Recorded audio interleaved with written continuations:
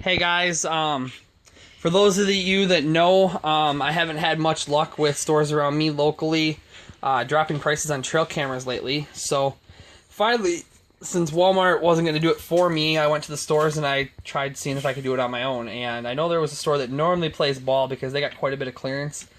They got new managers about 2 years ago, and they've been clearing out 40-some pallets worth of clearance over the last couple years. So they're down to about 12 left out of the 40 that they started with, and they want stuff gone, and they're not willing to cut it down to basically their cost or slightly below to get it gone, to get rid of stuff. So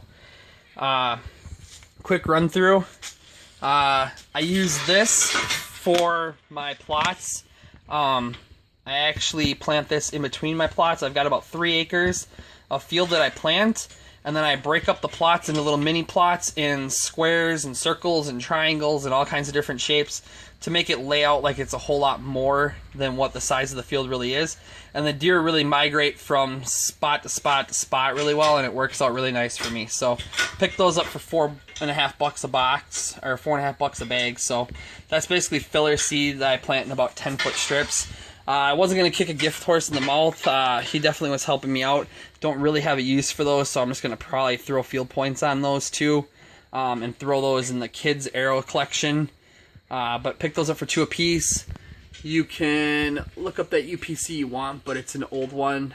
They've gone back to full price, but it was cut up there on the bag a little bit, I'm guessing by a utility knife at one point, and he marked that down to 19 for me. The spy points were about the only thing I couldn't get him to do half off on, as much as I really wanted him to.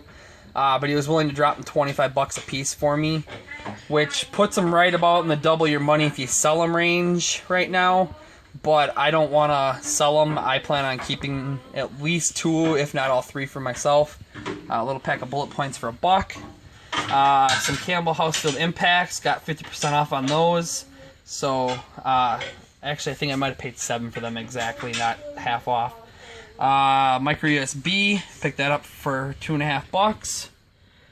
The Muzzy broadheads, I've never bought that quality of broadhead for that cheap ever in my life, so happy to have those, and I'll keep those around.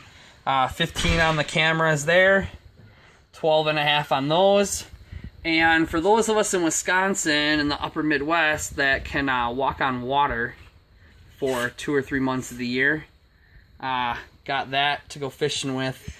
Haven't decided. I got that for $7, so I haven't decided if I'm going to keep that for myself or if I'm going to move that one on down the road, because it's one of those I could make decent money on it, but it's one of those that it's nice to have a backup auger, especially a brand new one in good shape.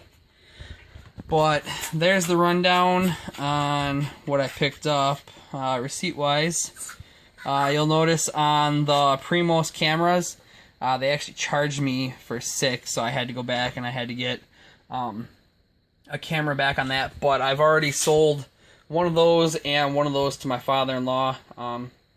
Cut him a son-in-law price on it, which was not very much more than what I paid for it. He basically got them with tax and gave me like an extra $2 or $3 a piece for them. So, but I'm always happy to do that, just because if I ever need a camera to borrow, I know who I can go to borrow cameras. So there you guys go. Good luck hunting.